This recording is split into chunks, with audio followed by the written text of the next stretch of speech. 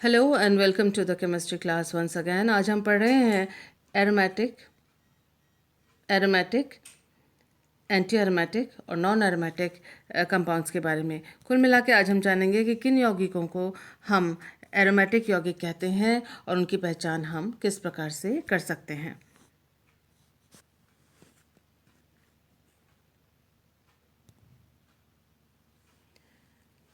देखिए, पहले जान लेते हैं एक छोटा सा एग्जाम्पल टॉपिक को ओपन करने के लिए। एरोमेटिक यौगिक कौन से होते हैं? एरोमेटिक यौगिक वो होते हैं जिनकी प्रॉपर्टी एल्कीन यानी द्विबंध वाले कंपाउंड्स जिसमें कार्बन कार्बन द्विबंध हो, और साइक्लो एल्कीन्स यानी ऐसे चक्रीय यौगिक जिसमें एक डबल बॉन्ड हो, ऐसे वाले यौगिकों से, या फिर एल्काइंस जिसमें सी ट्रिपल बॉन्ड सी हो, ऐसे ऐसे यौगिकों से भिन्न प्रॉपर्टी एरोमेटिक कंपाउंड्स प्रदर्शित करते हैं, भिन्न रासायनिक और फिजिकल और केमिकल प्रॉपर्टीज।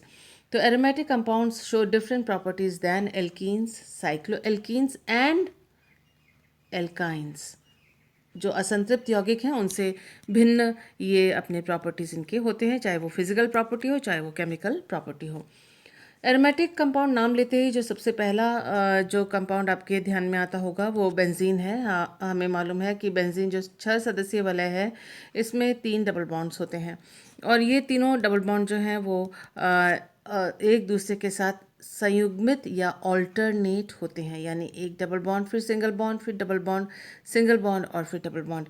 तो इसके अंदर बेंजीन में 3 जो है वो डबल बॉन्ड्स हैं, 1, 2 और 3, और इनके इन डबल बॉन्ड्स के बीच में एक एक सिंगल बॉन्ड है, आप ये देख सकते हैं। लेकिन बेंजीन जो है वो एल्कीन की तरह केमिकल रिएक्शंस या प्रॉपर्टीज़ नहीं प्रदर्शित करता। जो एल्कीन्स होते हैं या डबल बॉन्ड या ट्रिपल बॉन्ड वाले कंपाउंड्स होते हैं, असंतृप्त यौगिक अनसैचुरेटेड कंपाउंड्स, वो केमिकली स्टेबल होते हैं, वो स्थायी होते हैं, केमिकली अनस्टेबल होते हैं। डबल बॉन्ड और ट्रिपल बॉन्ड वाले कंपाउंड्स जो होते हैं वो अनस्टेबल होते हैं और आसानी से एडिशन रिएक्शंस दिखाते हैं, पॉलीमराइजेशन दिखाते हैं, ऑक्सीडेशन रिडक्शन दिखाते हैं। लेकिन जो एरोमेटिक कंपाउंड है जिसमें बेंजीन एक कॉमन एग्जांपल है, बेंजीन इसकी तरह बिहेव नहीं करता। ये केमिकली स्टेबल होते हैं, स्थायी होते हैं, रासायनिक रूप से आसानी से रिएक्शन नहीं दिखाते, does not show oxidation reduction and polymerisation reactions like unsaturated organic compounds. तो बेंजीन जो है वो उतनी आसानी से ऑक्सीडेशन रिडक्शन यानी अपचयन, ऑक्सीकरण अभिक्रियाएं, अपचयन अभिक्रियाएं, बहुलकीकरण इत्यादि जो रिएक्शंस हैं वो बेंजीन इतनी आसानी से नहीं प्रदर्शित करता जितनी आसानी से साइक्लोएल्कीन्स और एल्कीन्स या एल्काइंस प्रदर्शित करते हैं। This chemical inertness of benzene is called aromaticity. ये जो बेंजीन की निष्क्रियता है और डबल बॉन्ड होने के बावजूद इसमें एल्कीन्स जैसे प्रॉपर्टीज़ नहीं है, इस निष्क्रियता को, रासायनिक निष्क्रियता को ही एरोमेटिसिटी के नाम से पुकारा जाता है। लेकिन आप इसको डिफाइन इस प्रकार से नहीं कर सकते। जब हम एरोमेटिक यौगिकों की पहचान करें तो हमें कुछ बातें इसके बारे में और जानना ज़रूरी है। तो आइए देखते हैं कि एरोमेटिक यौगिक जो हैं उनकी पहचान किस प्रकार से की जाती है, खास बात उसमें क्या है। A compound is aromatic when it has following properties. कोई भी यौगिक एरोमेटिक होता है जब इसमें निम्न जो बातें, निम्न गुण उसके अंदर होते हैं। सबसे पहली बात है कि molecule should be planar and cyclic. जो एरोमेटिक कंपाउंड है वो समतलीय होना चाहिए, एक ही तल में सारे इसके कार्बन एटम्स जो हैं होने चाहिए, जैसे कि बेंजीन में होते हैं। It should have a closed ring conjugated system of double bonds. तो जो एरोमेटिक यौगिक होगा वह वलय रूपी होगा और उसके अंदर double bond, single bond, double bond, single bond और डबल बॉन्ड यानी कॉन्जुगेटेड सिस्टम, संयुग्मित द्विबंध। जो संयुग्मित द्विबंध का अर्थ है डबल सिंगल, इस तरह से alternate double bond single bond हो, ऐसे सिस्टम को कॉन्जुगेटेड डबल बॉन्ड सिस्टम कहा जाता है। तो एरोमेटिक यौगिकों में conjugated system of double bonds होना चाहिए, जैसे कि बेंजीन में है। उसके बाद है the pi electron cloud should be delocalised in the ring. जो पाई इलेक्ट्रॉन्स हैं वो विस्थापित होते हैं बेंजीन में या दूसरे ऑर्गेनिक कंपाउंड, प्रत्येक ऑर्गेनिक कंपाउंड में, और इस विस्थापन की जो प्रोसेस है, प्रक्रिया है, that is called as resonance या अनुनाद के द्वारा इलेक्ट्रॉन्स का विस्थापन होता है। और क्योंकि इस विस्थापन में जो पी ऑर्बिटल होता है, आपको मालूम है कि बेंजीन में प्रत्येक कार्बन के ऊपर एक प्योर पी यानी अनहाइब्रिडाइज्ड असंकरित पी ऑर्बिटल होता है, जिस पे एक एक इलेक्ट्रॉन होता है, वही आपस में बंध बनाते हैं और वही अनुनाद में भाग लेते हैं। क्योंकि जो वलय का जो तल है उससे ऊपर और नीचे ये पी ऑर्बिटल के लोब्स होते हैं। तो जो इलेक्ट्रॉन का जो क्लाउड है, इलेक्ट्रॉन का जो घनत्व है वो रिंग के ऊपर और रिंग के नीचे होता है। यानी electron the pi electron cloud should be delocalised in the ring, क्योंकि इलेक्ट्रॉन्स मूवमेंट करते हैं वलय में, किसके द्वारा? अनुनाद के द्वारा इलेक्ट्रॉन्स घूमते हैं वलय के अंदर ऊपर और नीचे, क्योंकि ऊपर नीचे भी एक लोब होता है पी ऑर्बिटल का और ऊपर भी तल के होता है। तो डीलोकलाइज होते हैं रिंग में। The ring current should be diamagnetic. और सबसे बड़ी बात है कि जो वलय का जो इलेक्ट्रॉन क्लाउड का जो करंट है, इलेक्ट्रॉन करंट, अब रिंग करंट इसे कहते हैं। करंट का क्या मतलब हुआ? इलेक्ट्रॉन का मूवमेंट। तो ये जो इलेक्ट्रॉन्स डिलोकलाइज हो रहे हैं अनुनाद के द्वारा, मूव कर रहे हैं, अपना स्थान छोड़ रहे हैं, तो इसको कहते हैं हम रिंग करंट। वलय में जो इलेक्ट्रॉन का करंट है वो डायमैग्नेटिक है। डायमैग्नेटिक का मतलब है रिपेल्ड बाय मैग्नेटिक फील्ड, यानी मैग्नेटिक फील्ड के द्वारा वो प्रतिकर्षित होना चाहिए। ये इम्पॉर्टेंट चीज़ है। डायमैग्नेटिक है ring current. Ring current paramagnetic भी होता है, लेकिन एरोमेटिक कंपाउंड्स के लिए वो डायमैग्नेटिक होना चाहिए। ये बात आप ध्यान में रखिएगा। तो इसकी पहचान कैसे हो वो हम आगे आगे देखते जाएंगे। तो ये एक इम्पॉर्टेंट बात है एरोमेटिक कंपाउंड होने के लिए। Every atom in the ring should have an unhybridized p orbital which participates in resonance और electron delocalization to form a ring current which stabilizes the compound. देखिए, बहुत इम्पॉर्टेंट बात है ये कि जैसे फिर मैं बेंजीन का ही एग्जांपल लेती हूँ। इसमें आप जानते हैं कि इलेक्ट्रॉन्स का विस्थापन है और इलेक्ट्रॉन्स जो हैं वो वलय में तल के ऊपर और रिंग के तल के नीचे का रिंग पाई इलेक्ट्रॉन क्लाउड होता है, और इलेक्ट्रॉन्स का विस्थापन होता है रेजोनेंस के द्वारा। तो जैसे ही इलेक्ट्रॉन यूँ कंप्लीट सर्किट वलय के अंदर, क्योंकि आप जानते हैं क्लोज्ड रिंग स्ट्रक्चर है, यानी वलय का जो वलय है वो टोटली बंद रिंग है। इसमें अगर इलेक्ट्रॉन ऐसे घूम रहे हैं, इलेक्ट्रॉन का घूमने का मतलब है रिंग का करंट, इलेक्ट्रॉन का करंट। तो ये जो रिंग करंट है वो मॉलिक्यूल को स्थायित्व प्रदान करता है। ध्यान देने वाली बात यह है कि रिंग करंट हमेशा स्थायित्व प्रदान नहीं करता। जिन केसेस में स्थायित्व प्रदान करता है रिंग करंट, जो कि इलेक्ट्रॉन डीलोकलाइजेशन से उत्पन्न होता है, और इलेक्ट्रॉन डीलोकलाइजेशन, इलेक्ट्रॉन का विस्थापन अनहाइब्रिडाइज्ड पी ऑर्बिटल, जो पी ऑर्बिटल है उसकी वजह से इलेक्ट्रॉन का विस्थापन या अनुनाद द्वारा विस्थापन हो रहा है। तो ये जो रिंग करंट है वो मॉलिक्यूल को अगर स्थायी करे, कैसे मॉलिक्यूल को? जो कि planar cyclic conjugated system of double bonds को धारण किए हुए है, तो ऐसे जो कंपाउंड को एरोमेटिक कहते हैं। याद रखिएगा कि रिंग करंट हमेशा मॉलिक्यूल को स्टेबल नहीं करता। जब वो अनस्टेबल करता है तब उसे एंटी एरोमेटिक कहते हैं। वो हम आगे देखते रहेंगे। हकल रूल का फॉलो करना ज़रूरी है एरोमेटिक कंपाउंड के लिए। Aromatic compounds follow Huckel's rule which states that a closed ring conjugated system with 4n plus 2 pi electron is aromatic, where n is an integer 0, 1, 2, 3 etc. तो हकल रूल का पालन करना चाहिए एरोमेटिक यौगिक को। कैसा? जो कि प्लानर और चक्रीय हो और समतलीय हो, जिसमें संयुग्मित में द्विबंध हो, जिसमें अनहाइब्रिडाइज्ड प्योर पी ऑर्बिटल हो, जिसमें इलेक्ट्रॉन का डीलोकलाइजेशन हो और रिंग करंट उत्पन्न हो। जो रिंग करंट जो है वो डायमैग्नेटिक हो, उस रिंग करंट से कंपाउंड स्थायी हो और वो हकल रूल को फॉलो करे, यानी उसके अंदर पाई इलेक्ट्रॉन की संख्या 4n plus 2 हो और n यहाँ कोई इंटीजर हो जिसका वैल्यू 0, 1, 2, 3 हो सकता है। ये सारी बातें जब होंगी तभी वो कंपाउंड एरोमेटिक होगा, याद रखिएगा। Aromatic compounds have lower heats of hydrogenation than unsaturated compounds with same number of double bonds. ये एक केमिकल प्रॉपर्टी है या एक फिजिकल प्रॉपर्टी, एक प्रॉपर्टी है, केमिकल तो नहीं, फिजिकल प्रॉपर्टी है एरोमेटिक कंपाउंड की। इसके अलावा एरोमेटिक कंपाउंड जो हैं वो इलेक्ट्रोफिलिक सब्स्टिट्यूशन रिएक्शन प्रदर्शित करते हैं। वो आप आगे जब बेंजीन के बारे में पढ़ेंगे तब जानेंगे। लेकिन एक प्रॉपर्टी यहाँ मैंने लिखी है, वो ये है कि एरोमेटिक यौगिक स्थायी हैं अपने ऐसे यौगिकों की तुलना में, ऐसे असंतृप्त यौगिकों की तुलना में जिनमें same number of double bonds हो, जिनमें द्विबंधों की संख्या सेम हो। ऐसे यौगिक की तुलना में एरोमेटिक जो कंपाउंड है वो ज़्यादा स्थायी होते हैं। वो किस तरह से पता पड़ता है? क्योंकि एरोमेटिक कंपाउंड की हीट्स ऑफ हाइड्रोजनेशन, यानी एरोमेटिक कंपाउंड को अगर उनका अगर हाइड्रोजनीकरण करें यानी हाइड्रोजन ऐड करें तो ऐसे यौगिक जिनमें जो असंतृप्त हों और उनमें समान संख्या हो डबल बॉन्ड की, उनकी तुलना में हीट ऑफ हाइड्रोजनेशन जो एरोमेटिक कंपाउंड की होती है वो उसका वैल्यू कम होता है, जिससे ये साबित होता है कि एरोमेटिक कंपाउंड असंतृप्त यौगिकों की तुलना में अधिक अधिक अधिक स्थायी हैं।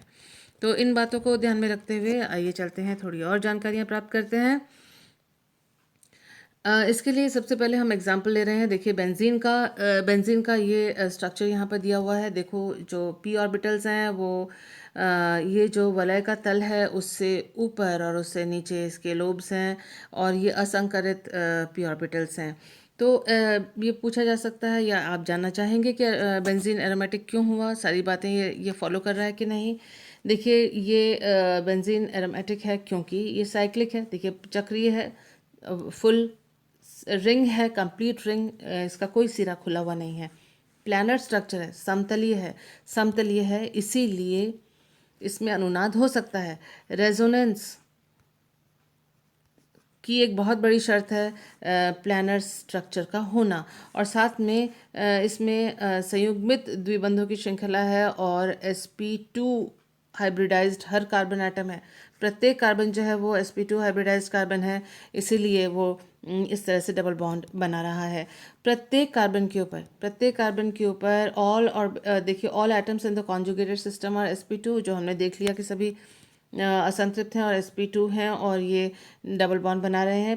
Pure p orbital on each carbon atom of the planar ring, हर कार्बन के ऊपर एक एक प्योर पी असंकरित अनहाइब्रिडाइज्ड असंकरित पी ऑर्बिटल है, जिसकी वजह से रेजोनेंस हो सकता है, अनुनाद हो सकता है, यानी इलेक्ट्रॉन का डिलोकलाइजेशन हो सकता है। 4n+2 pi electrons in the planar conjugated ring system. Benzene में 4n+2 पाई, n का मान यहाँ पर है 1। अब 4n+2 पाई में कैसे करेंगे? 4 इंटू 1 कितना हुआ? 4, इसमें जोड़ेंगे 2 यानी 6, तो इसके अंदर 6 पाई इलेक्ट्रॉन्स हैं, तो 4n+2 पाई इलेक्ट्रॉन्स इसके अंदर हैं, तो इसकी वजह से ये एरोमेटिक है। तो केमिकल प्रॉपर्टीज़ जो हैं हम उसको अभी डिस्कस नहीं करेंगे। कोई भी कंपाउंड अगर आपको एग्जामिनेशन में दिया हो और पूछा जाए कि एरोमेटिक है कि नहीं, तो इन सब चीज़ों को आपको ध्यान में रखना है। यहाँ पर एक चीज़ और जान लीजिए कि यदि किसी कार्बन एटम पे अगर माइनस चार्ज है, उसका मतलब है 2 इलेक्ट्रॉन।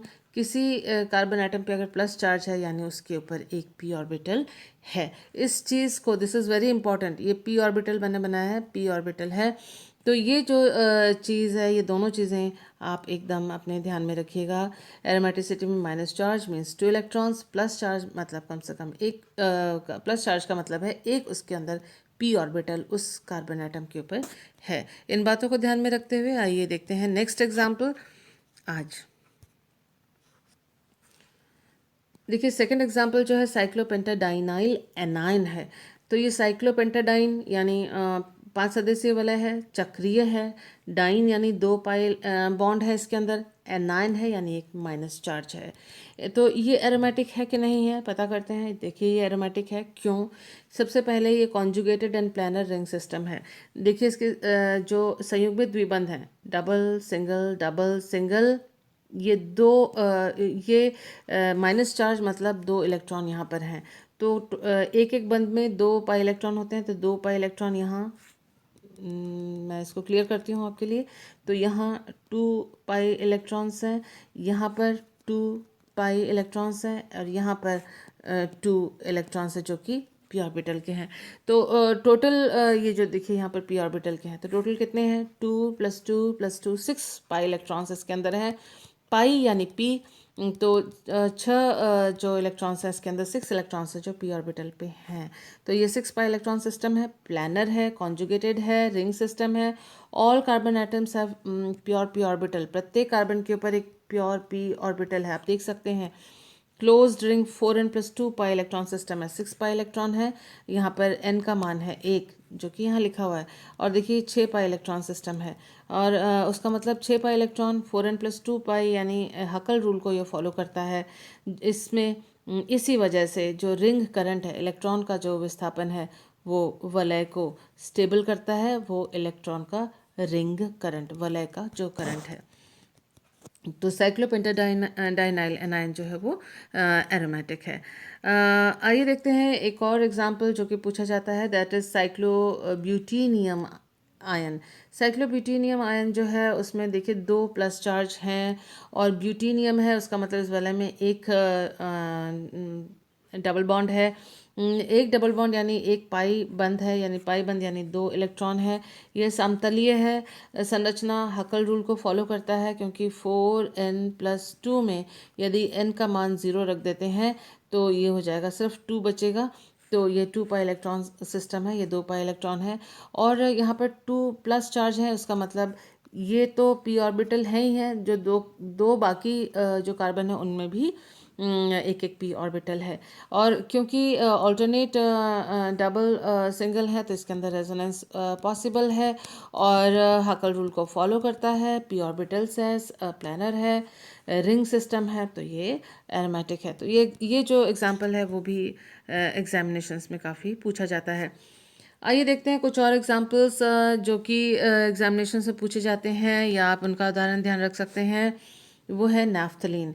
नैफ्थलीन में कितने पाई बॉन्ड्स हैं, आप देखिए 5 पाई बॉन्ड्स हैं, 1 2 3 4 एंड 5, 5 पाई बॉन्ड्स हैं। और आप एक और देखिए कि ये रिंग सिस्टम है, क्लोज रिंग है, बंद वलय है, कोई सिरा वलय का इसमें खुला हुआ नहीं है, अदरवाइज ये वलय ही नहीं होता। तो ये नैफ्थलीन है, और इसके अंदर संयुग्मित द्विबंधों की श्रृंखला है।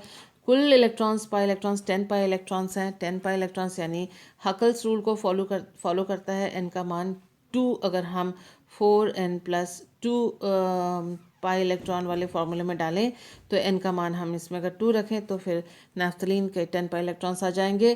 तो ये है एरोमेटिक, क्योंकि इस प्रत्येक जो कार्बन है वो sp2 है, और प्रत्येक कार्बन के ऊपर जाहिर सी बात है अगर sp2 कार्बन है तो हर एक कार्बन के ऊपर एक p ऑर्बिटल भी होगा।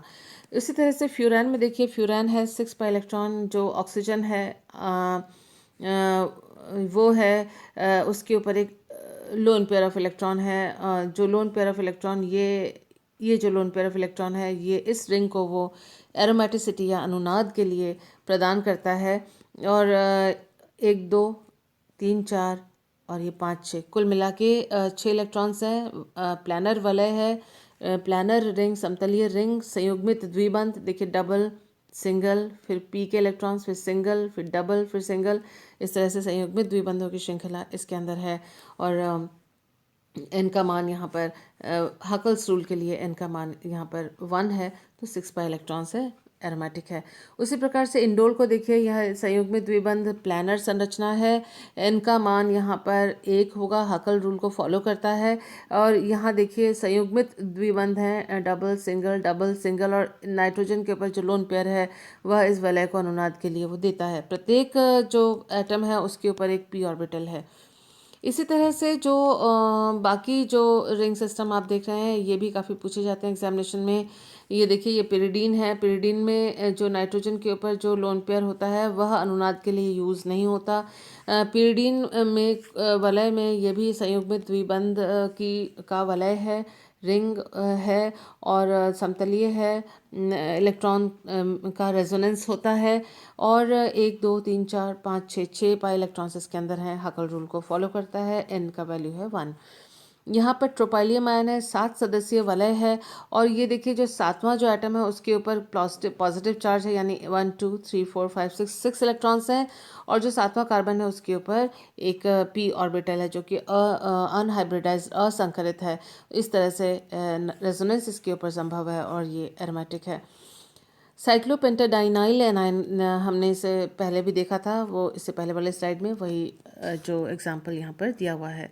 तो इन एग्जांपल से आपको पता पड़ रहा होगा कि किस प्रकार से जो है एरोमेटिक कंपाउंड्स के एग्जांपल्स हम समझ सकते हैं। ट्रोपाइलियम आयन साइक्लो हेप्टा ट्राइनाइल जो अभी यहाँ पर हमने देखा है,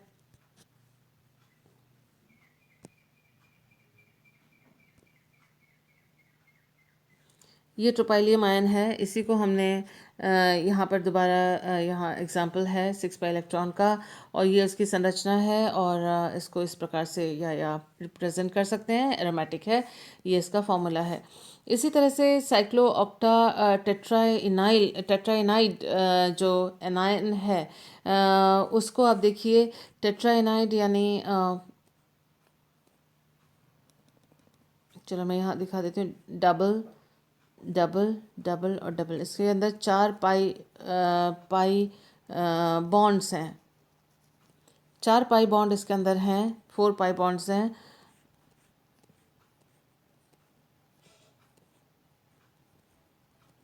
इस तरह से अगर टेट्राइन का स्ट्रक्चर ये है, इसमें अगर 2 इलेक्ट्रॉन्स और हो जाते हैं, अगर दो इलेक्ट्रॉन्स नहीं है तो कितने इलेक्ट्रॉन्स है देखिए, 4 पाई बॉन्ड है तो उसका मतलब 8 पाई इलेक्ट्रॉन्स हैं। 8 पाई इलेक्ट्रॉन जो है हकल रूल को फॉलो नहीं करता, क्योंकि हकल रूल के लिए 4n+2 चाहिए। तो ये 2 इलेक्ट्रॉन्स, यहाँ पर 2 इलेक्ट्रॉन्स अगर हो जाते हैं, ऐसे केस में इसका सिस्टम टोटल 10 इलेक्ट्रॉन का हो जाता है, क्योंकि 4 पाई बंद के 8 इलेक्ट्रॉन और ये 2 माइनस है तो 10 इलेक्ट्रॉन इसके अंदर हो गए। और फिर इसमें ये जो है ये एरोमेटिक सिस्टम है और इसका जो फॉर्मूला है C8H8 2-। आइए देखते हैं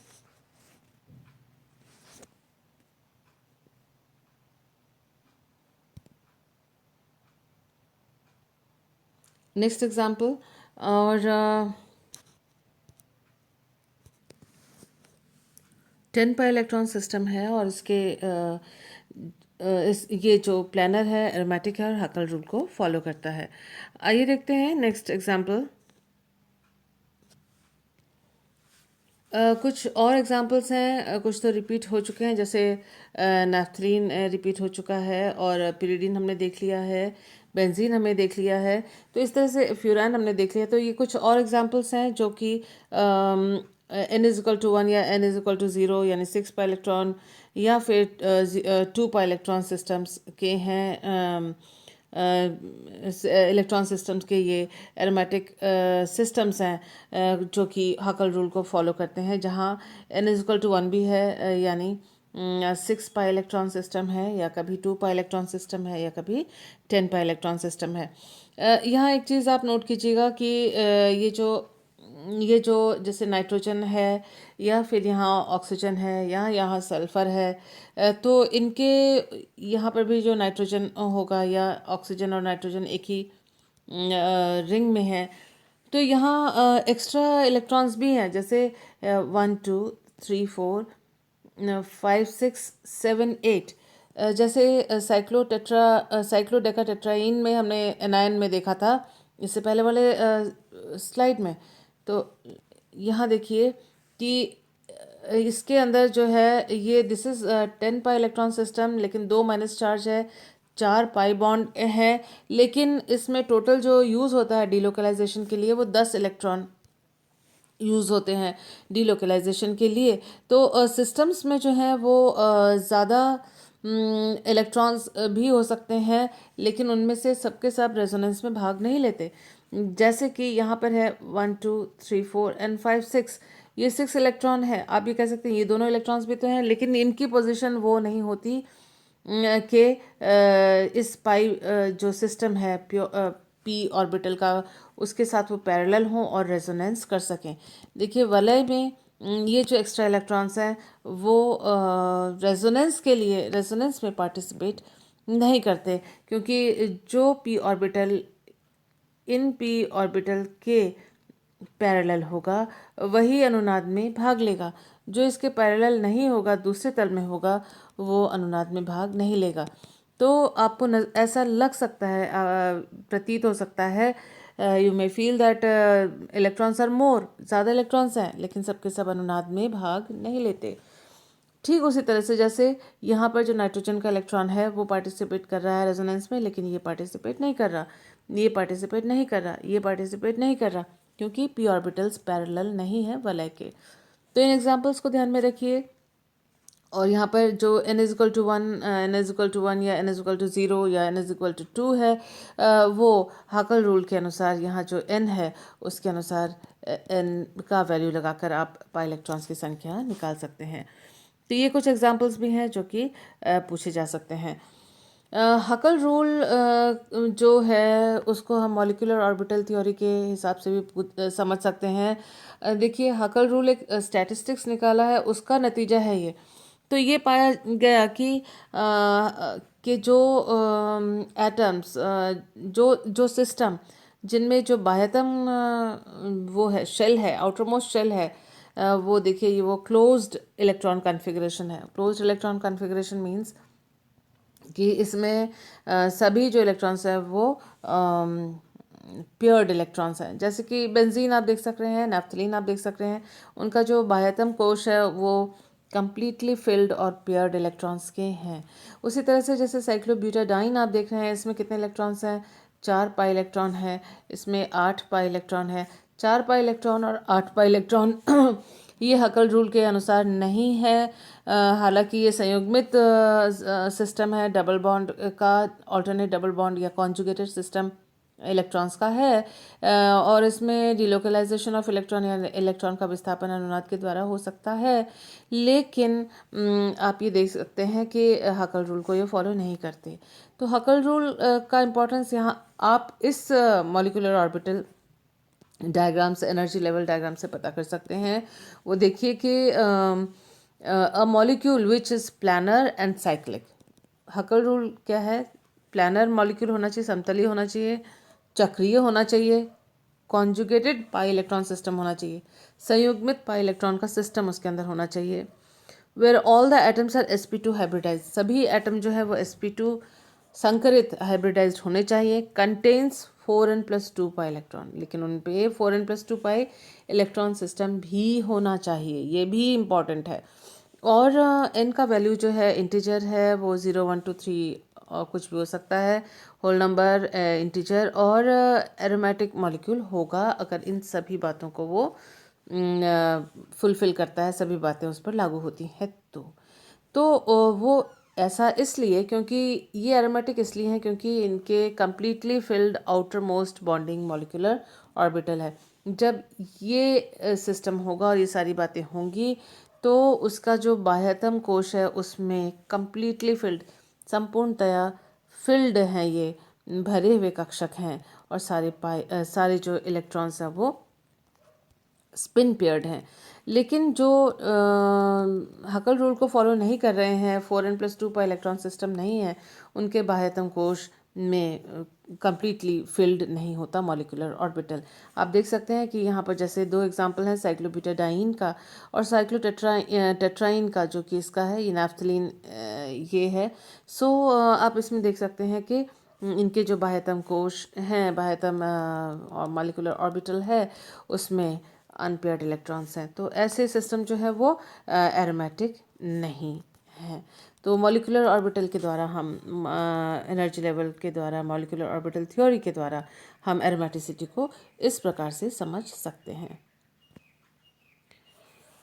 अब हम कुछ जनरल बातें पता कर लें। देखिए, अक्सर एग्जामिनेशन में पूछा जाता है कि एरोमेटिक है कंपाउंड, या एंटी एरोमेटिक है, या फिर नॉन एरोमेटिक है। कैसे पहचान करेंगे वो देख लेते हैं इस फ्लो डायग्राम से। सबसे पहले आपको ये पता करना है कि वो चक्रीय है या नहीं है, प्लानर है या नहीं है, समतलीय है कि नहीं है, और संयुग्मित है या नहीं है। इन तीनों में से any one of these is absent, इन तीनों में से एक भी नहीं हो अगर, यानी यदि वो चक्रीय ना हो, या वो समतलीय ना हो, या वो संयुग्मित ना हो, या कम से कम एक इनमें से अगर एब्सेंट होता है, दो भी एब्सेंट हो सकते हैं, तीनों भी एब्सेंट हो सकते हैं, तो कम से कम अगर एक एब्सेंट है इनमें से तो वो नॉन एरोमेटिक होगा। एक से ज़्यादा दो चीज़ें भी एब्सेंट हो सकती हैं तो भी वो नॉन एरोमेटिक होगा।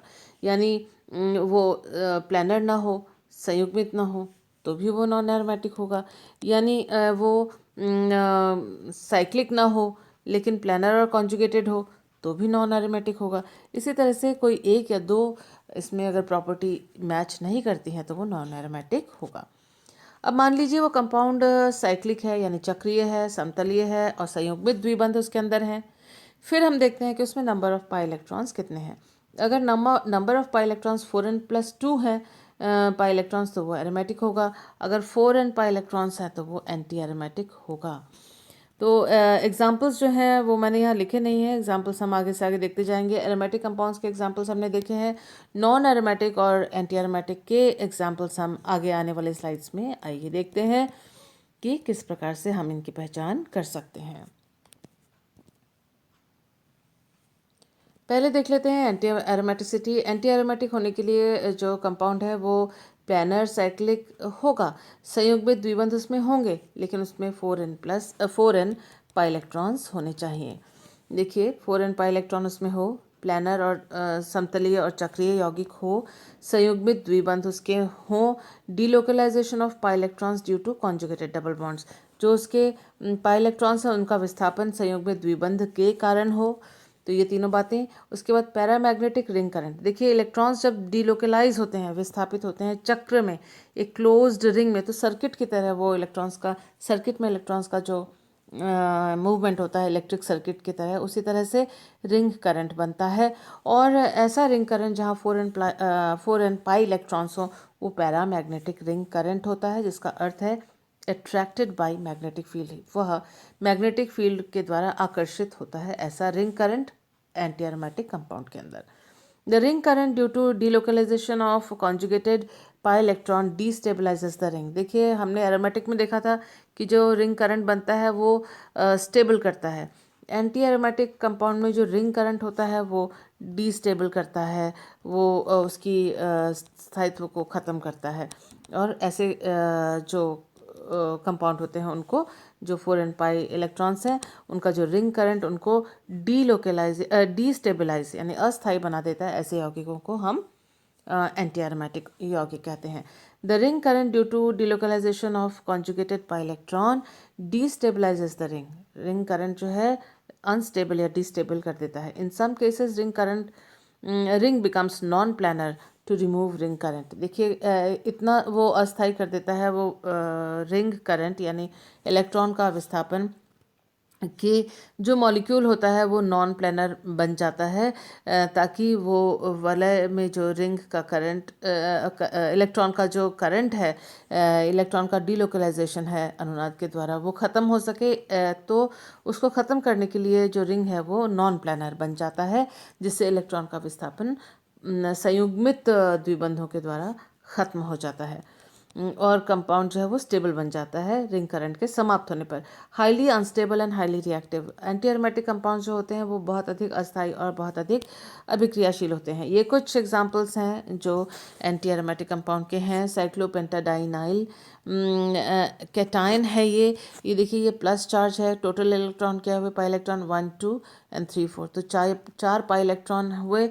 तो 4n पाई में n का मान अगर 1 हो तो ये साइक्लोपेंटाडाइनाइल कैटायन है, हो जाता है। ये नाम जो है इसके लिए है। उसी तरह से आप इसमें देखें कि कितने हैं, 1 2 3 4 5 6 7 8, 8 पाई इलेक्ट्रॉन्स है, यानी n का मान है यहाँ पर n = 2, तो यहाँ पर 4n पाई का वैल्यू होगा 8 पाई इलेक्ट्रॉन्स। उसी तरह से यहाँ 1 2 3 4 5 6 7 8 9 10 11 12, 12, तो 4 × 3 12 होगा, तो n का मान है यहाँ पर 3। तो ये जो बाईफिनाइल है ये भी एंटी एरोमेटिक कंपाउंड की लिस्ट में शामिल होता है। तो ये एग्जांपल्स जो हैं, ख़ास तौर पे जो साइक्लोपेंटाडाइनाइल कैटायन है इसको एग्जामिनेशन में काफ़ी पूछा जाता है। तो ये प्लस चार्ज का मतलब है यहाँ पर पी ऑर्बिटल का होना, लेकिन यहाँ इलेक्ट्रॉन्स का नहीं होना। टोटल इलेक्ट्रॉन्स यहाँ सिर्फ इन दोनों पाई ऑर्बिटल्स में पाई बंध में है। तो 4 इलेक्ट्रॉन्स हैं जो 4n पाई इलेक्ट्रॉन्स के अनुसार सिस्टम के अनुसार हैं। आइए देख लेते हैं कुछ और एग्जांपल्स। देखिए, इससे पहले हमने बताया था कि रिंग करंट जैसे 4 पाई बॉन्ड इसके अंदर हैं, तो 1 2 3 4 5 6 एंड 7 8 इसमें 8 पाई इलेक्ट्रॉन्स हैं और n का मान यहाँ पर 2 है। अगर हमने 4n पाई सिस्टम को के अनुसार देखा तो ये एंटी एरोमेटिक है। तो जो वलय में अगर ये समतलीय वलय होता साइक्लो ऑक्टाटेट्राइन का, दिस इज साइक्लो ऑक्टाटेट्राइन, तो साइक्लो ऑक्टाटेट्राइन अगर समतलीय होता तो इसमें रिंग करंट होगा, इलेक्ट्रॉन्स का विस्थापन इस प्रकार से होगा और इलेक्ट्रॉन्स का विस्थापन वलय के अंदर यानी रिंग का करंट, इलेक्ट्रॉन का करंट, और वो जो करंट है वो उसको अस्थायी बना देगा। इस वजह से जो इसका शेप है वो इस तरह से बोट शेप है, नौका की तरह इसका शेप है। और इसलिए जो इस मॉलिक्यूल में देखिए अब जो एडजेसेंट यानी निकटवर्ती जो पी ऑर्बिटल्स हैं sp2 हाइब्रिडाइज कार्बन में, वो आपस में एक तल पे नहीं है और तो इनमें ओवरलैप नहीं कर सकते और अनुनाद इसमें असंभव हो जाता है। क्योंकि आपको मालूम है जैसे बेंजीन है, बेंजीन के जो पी ऑर्बिटल्स हैं वो एक तल पे हैं और वो आपस में एक दूसरे के साथ ओवरलैप करते हैं और इस तरह से उनमें रेजोनेंस या इलेक्ट्रॉन का विस्थापन होता है। लेकिन वो क्योंकि 4n+2 पाई इलेक्ट्रॉन्स हैं तो वो जो वलय में जो इलेक्ट्रॉन्स का मूवमेंट की वजह से जो करंट तैयार होता है वो इसको स्थायी करता है। लेकिन यहाँ जो रिंग करंट होगा अगर वो समतलीय हो तो फिर वो रिंग करंट इस मॉलिक्यूल को अनस्टेबल कर देगा। इस वजह से इस तरह से पाई ऑर्बिटल्स हैं जो एक ही तल में नहीं है, इसलिए एक दूसरे के साथ ओवरलैप बेंजीन की तरह जैसे बेंजीन में होता है वैसे यहाँ पर ओवरलैप नहीं कर सकते। तो रिंग करंट ख़त्म हो जाता है और इसको स्थायित्व मिल जाता है, हालांकि ये 4n पाई सिस्टम के अनुसार है। तो ये हो जाएगा एंटी एरोमेटिक सिस्टम। अब आप देखिए जो नेक्स्ट एग्जांपल है साइक्लो ब्यूटाडाइन का सिस्टम है। ये एंटी एरोमेटिक है क्योंकि ये प्लानर साइक्लिक समतलीय है, चक्रीय है। प्रत्येक जो कार्बन है वो sp2 हाइब्रिडाइज्ड है, हर एक के ऊपर एक p ऑर्बिटल है और टोटल जो पाई इलेक्ट्रॉन्स की संख्या है 1 2 एंड 3 4, एक एक बंद में 2 इलेक्ट्रॉन्स, तो टोटल 4। यहाँ n का मान है 1 4n पाई इलेक्ट्रॉन सिस्टम में। और ये जो इसका रिंग करंट होगा इसमें जो वलय में इलेक्ट्रॉन्स का विस्थापन होगा, क्योंकि संयुग्मित है, द्विबंध है, तो इलेक्ट्रॉन का विस्थापन होगा। पी ऑर्बिटल आपस में एक ही तल पे हैं तो ओवरलैप कर सकेंगे, तो उस रिंग करंट से डीस्टेबलाइजेशन हो जाता है। जो वलय में जो रिंग इलेक्ट्रॉन का करंट होता है, इलेक्ट्रॉन का डीलोकलाइजेशन होता है, उसको अनस्टेबल कर देता है। एक्चुअली में हम ये सोचते हैं कि साइक्लोब्यूटाडाइन है, चारों कार्बन एक समान उनका बॉन्ड लेंथ होगा, तो लेकिन वो स्क्वायर ना होकर वो रेक्टेंगुलर होते हैं, क्योंकि इसमें जो इलेक्ट्रॉन का डीलोकलाइजेशन होता है वो उतना इस फेवरेबल नहीं है। फेवरेबल क्यों नहीं है? क्योंकि उससे अनस्टेबिलिटी होती है, तो फेवरेबल नहीं है तो रिंग में वलय में इलेक्ट्रॉन का डीलोकलाइजेशन कम होगा। इसलिए ये सारे जो बंध हैं वो एक समान बॉन्ड लेंथ के नहीं होते, जैसा कि हम बेंजीन में देखते हैं। क्योंकि बेंजीन में अनुनाद की वजह से सभी जो बंध लंबाई है कार्बन कार्बन वो समान होती है, क्योंकि इलेक्ट्रॉन साझा करने का मौका सबको बराबर मिलता है, डीलोकलाइज करने का मौका सबको बराबर मिलता है। यहाँ साइक्लोब्यूटाडाइन में सबको बराबर मौका नहीं मिलता, क्योंकि उससे जो रिंग करंट तैयार होता है वो ग्रुप उसको अनस्टेबल कर देता है। आइए देखते हैं next example, that is 10 annulene का। 10 एन्यूलिन इसलिए कहते हैं क्योंकि इसमें 10 पाई इलेक्ट्रॉन्स हैं और इसके अंदर 10 कार्बन एटम्स भी हैं अगर आप इसको काउंट करते हैं तो। अब देखिए कि ये नॉन एरोमेटिक है। नॉन एरोमेटिक क्यों है? एंटी एरोमेटिक क्यों नहीं है? नॉन एरोमेटिक इसलिए है क्योंकि ये प्लानर नहीं है। इसमें जो 2 हाइड्रोजन हैं इन दोनों कार्बन के ऊपर जो कि अंदर की तरफ मुड़े हुए हैं इसमें, और ये जो हाइड्रोजन है, ये दोनों हाइड्रोजन जो अंदर की तरफ मुड़े हुए कार्बन के ऊपर हैं, ये एक दूसरे से टकराते हैं। तो एक हाइड्रोजन वलय के ऊपर और एक हाइड्रोजन वलय के तल के नीचे चला जाता है। जो थिक लाइन है, मोटा लाइन है, उस वो वलय के ऊपर वो हाइड्रोजन मुड़ गया, और ये जो है वलय से नीचे मुड़ गया। हमें मालूम है कि जैसे बेंजीन है, उसके जो सभी हाइड्रोजन एटम्स हैं वो उसी तल पे होते हैं, तो सेम तल पे होते हैं, एक ही समान तल पे होते हैं, जबकि यहाँ पर जो वलय है वो पूरी तरह से समतलीय नहीं है। तो जो एंटी एरोमेटिक होने के लिए भी वलय को समतलीय होना चाहिए। यहाँ पर हमने 3 कंडीशंस देखे थे कि वो संयुग्मित हो, कॉन्जुगेटेड हो, दूसरा साइक्लिक हो, और तीसरा हमने देखा था वो प्लानर हो। तो इसमें ये प्लानर नहीं रहता, एक शर्त टूटती है, तो ये हो गया नॉन एरोमेटिक। ना तो ये एरोमेटिक होगा, ना तो ये एंटी एरोमेटिक होगा, जब बल्कि ये नॉन एरोमेटिक होगा। तो ये पहली पहचान हमने करी एक नॉन एरोमेटिक यौगिक का।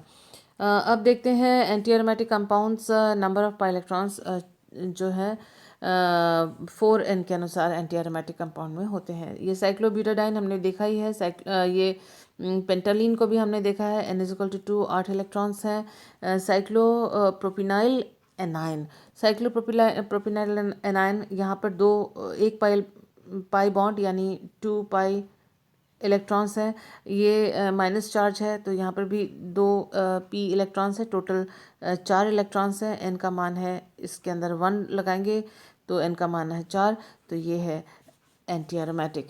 इसी तरह से हम बाइफिनाइलिन को देख रहे हैं, पाई इलेक्ट्रॉन्स हैं इसके अंदर 12, n=, इसमें 3 है, 4n पाई इलेक्ट्रॉन को ये फॉलो करता है। ये संरचना प्लानर है, साइक्लिक है और संयुग्मित है। Planar, cyclic, conjugated, planar, cyclic, conjugated, planar, cyclic, conjugated. तो लेकिन पाई इलेक्ट्रॉन्स 4n, इसलिए ये हुए एंटी एरोमेटिक। आइए देखते हैं नेक्स्ट जानकारी। देखिए, same number of pi electrons, 6 pi electrons हैं, लेकिन हमेशा एरोमेटिक नहीं होंगे। ये भी एग्ज़ाम का जो है प्रश्न है, कॉम्पिटिटिव एग्ज़ाम्स का भी, रेगुलर एग्ज़ाम का भी। देखिए, ये बेंजीन है, साइक्लिक है, और इसमें 6 पाई इलेक्ट्रॉन्स हैं, संयुग्मित, चक्रीय यानी और समतलीय। और पाई इलेक्ट्रॉन्स 4n+2 के अनुसार इसमें 6 पाई इलेक्ट्रॉन्स हैं। यहाँ देखिए, ये वाला जो कंपाउंड है, इसमें देखिए, ये इसमें 6 पाई इलेक्ट्रॉन्स है, बढ़िया।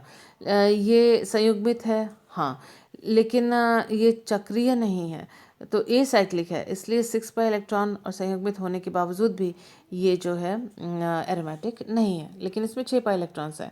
इसी तरह से आप देख सकते हैं पायरॉल, इसमें भी 6 पाई इलेक्ट्रॉन है। नाइट्रोजन अपने लोन पेयर ऑफ इलेक्ट्रॉन्स को, नाइट्रोजन के ऊपर जो 2 इलेक्ट्रॉन्स है, p इलेक्ट्रॉन्स, उसको वो इस चक्र में देता है 6 पाई इलेक्ट्रॉन बनने के लिए।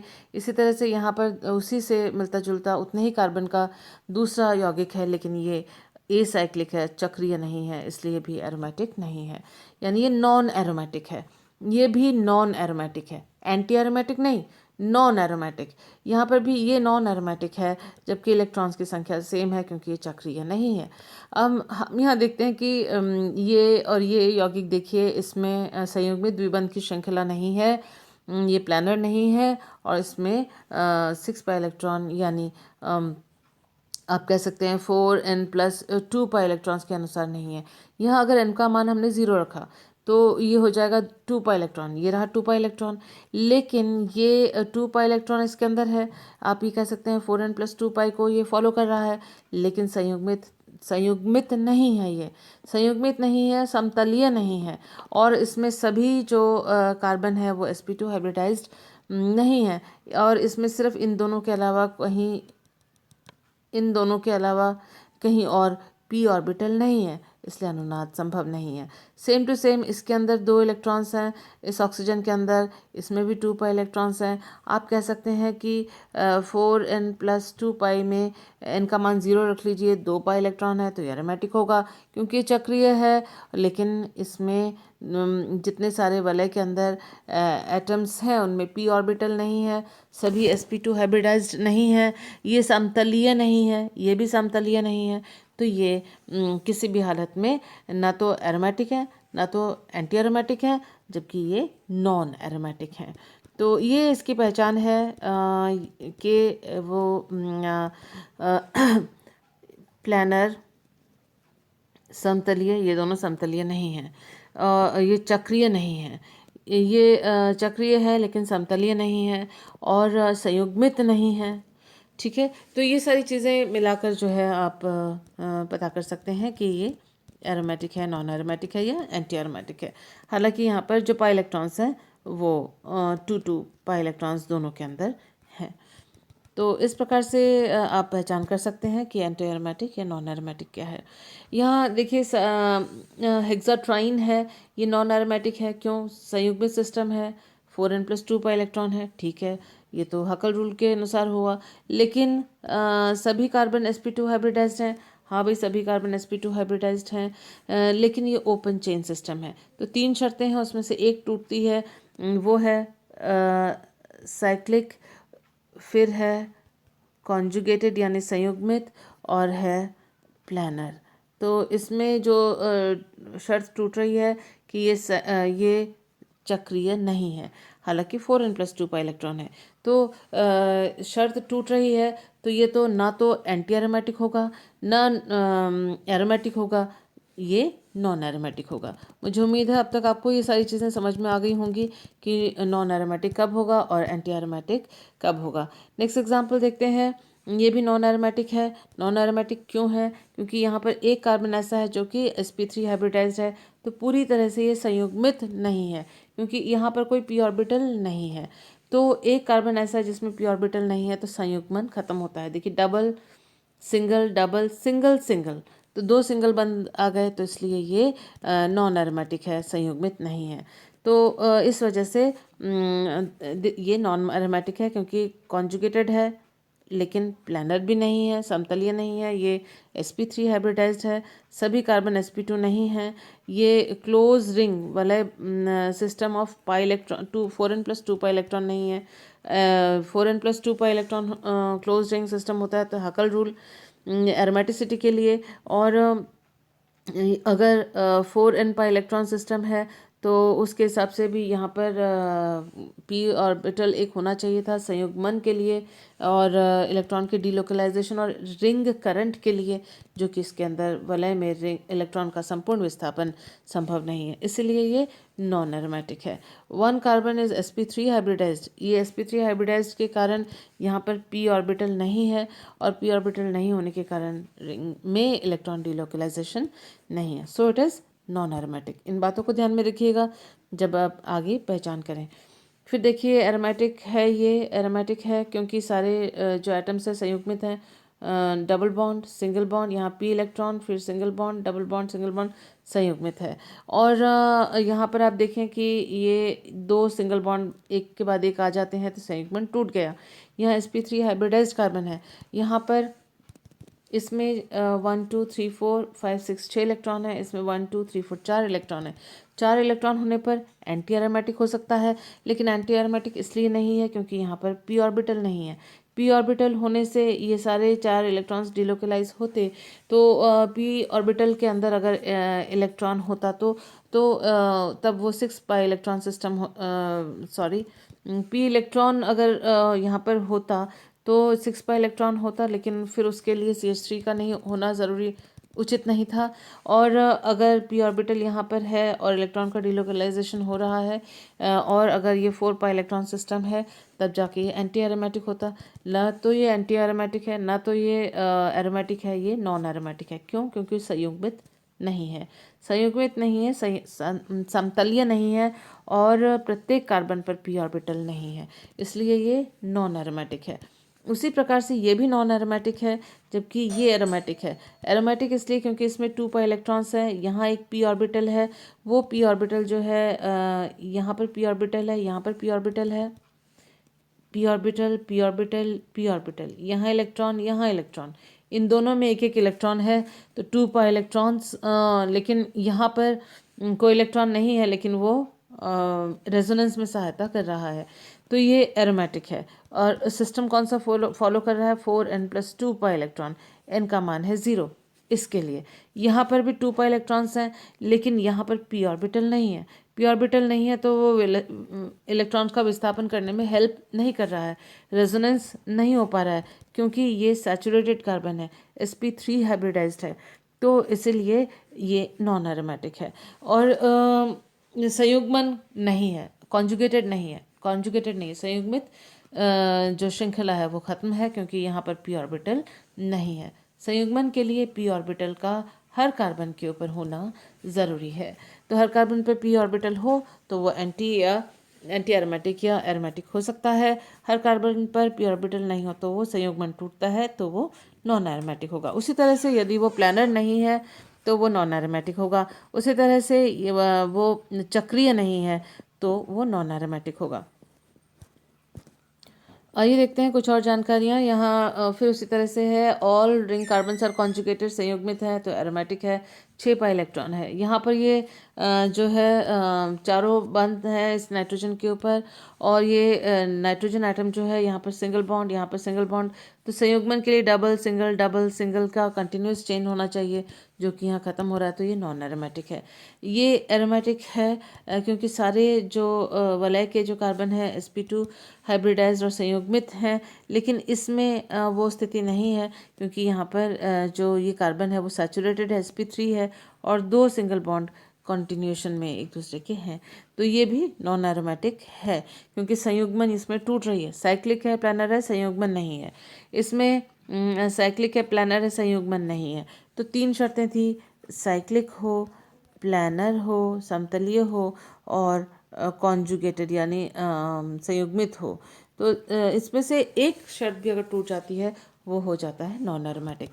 मुझे उम्मीद है ये आपको समझ में आ रहा होगा। जब आप इसको रिपीट करके देखेंगे और एग्जाम्पल्स को करेंगे तो फिर आपको ये अच्छी तरह से पता पड़ जाएगा और अच्छा प्रैक्टिस हो जाएगी। यहाँ एक चीज़ और देख लीजिए, every atom in the ring must have an unhybridised pure p orbital. यही चीज़ मैंने इससे पहले वाले स्लाइड में बताई थी। हर कार्बन एटम के पास एक p ऑर्बिटल होना चाहिए। यहाँ पर p ऑर्बिटल नहीं है, इस वाले कार्बन पर p ऑर्बिटल नहीं है, इसलिए रेजोनेंस नहीं हो सकता पूरे वलय के अंदर, क्योंकि एक जगह वो श्रृंखला संयुग्मन की जो चेन है, संयुग्मन जो है यहाँ के नहीं हो सकता। रिंग में इलेक्ट्रॉन्स का कंप्लीट मूवमेंट नहीं हो सकता, क्योंकि यहाँ पर संयुग्मन नहीं है। संयुग्मन के लिए हर एटम के ऊपर प्योर p ऑर्बिटल होना चाहिए, अनहाइब्रिडाइज्ड p ऑर्बिटल होना चाहिए। इसी तरह का एग्जाम्पल अब एक और लास्ट देखिए, aromatic outside but non aromatic inside. बाहर की तरफ अगर आप देखें ये एरोमेटिक है। सारे जो एटम हैं sp2 हाइब्रिडाइज्ड हैं। यहाँ देखिए प्रत्येक कार्बन बाहर की तरफ, अंदर वाले ये 2 कार्बन हैं, ये दोनों कार्बन sp3 हैं। sp3 है तो इनमें प्योर p ऑर्बिटल नहीं है, तो इसमें रेजोनेंस अंदर की तरफ नहीं हो सकता, अंदर की तरफ रेजोनेंस नहीं हो सकता। लेकिन बाहर की तरफ जो जितने कार्बन एटम्स हैं उनको अगर आप ध्यान से देखें, देखिए double single double single double single double single double single double single double single, तो ये कम्प्लीटली कॉन्जुगेटेड सिस्टम है। और प्रत्येक कार्बन के ऊपर बाहर की तरफ जो कार्बन है हर एक के ऊपर एक प्योर p ऑर्बिटल हर एक के ऊपर है। तो हर एक के ऊपर प्योर p ऑर्बिटल है, तो सभी के सभी जो बाहर वाले कार्बन हैं वो रेजोनेंस में भाग ले सकते हैं, अंदर के 2 जो है रेजोनेंस में भाग नहीं ले सकते। तो ऐसा जो स्ट्रेंज केस है एरोमेटिसिटी का, देखिए टोटल 14 पाई इलेक्ट्रॉन्स हैं, 1 2 3 4 5 6 7 8 9 10 11 12 13 14, 14 पाई इलेक्ट्रॉन्स हैं। 14 यानी 4 × 3, यानी n का मान है, अगर हमने 3 रखा है तो 4n+2 के अनुसार 14 इलेक्ट्रॉन जो है हकल रूल को फॉलो करते हैं। बाहर वाला सिस्टम एरोमेटिक, अंदर के 2 carbon non aromatic. Anti aromatic नहीं, क्योंकि एंटी एरोमेटिक होने के लिए p ऑर्बिटल का होना ज़रूरी है, संयुग्मन का होना ज़रूरी है, इलेक्ट्रॉन डीलोकेलाइजेशन का होना ज़रूरी है।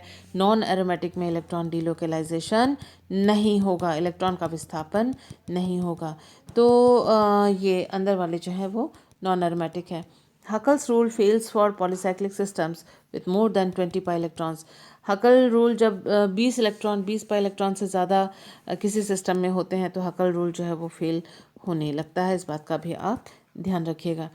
बहुत सारी इन्फॉर्मेशंस इस वीडियो में दी, इससे कम में आप एरोमेटिसिटी, एंटी एरोमेटिक और नॉन एरोमेटिक कंपाउंड के बारे में नहीं समझ पाते, इसलिए वीडियो थोड़ा सा लंबा हो गया। मुझे उम्मीद है आपको इसका जो मटेरियल है, स्टडी मटेरियल समझ में आया होगा। वीडियो को पॉज करते हुए नोट्स बनाइए। बीएससी फर्स्ट ईयर के जो स्टूडेंट्स हैं वो कंप्लीट वीडियो को जानकारी के लिए बना सकते हैं, लिख सकते हैं, लेकिन उनके लिए जो खास बीएससी फर्स्ट ईयर तक ही अगर पढ़ाई कोई करता है तो सिर्फ एरोमेटिसिटी जान लेना ही काफ़ी होता है। लेकिन कभी कभी एंटी एरोमेटिसिटी और नॉन एरोमेटिक कंपाउंड के बारे में भी पूछ लिया जाता है। Thank you for being with me.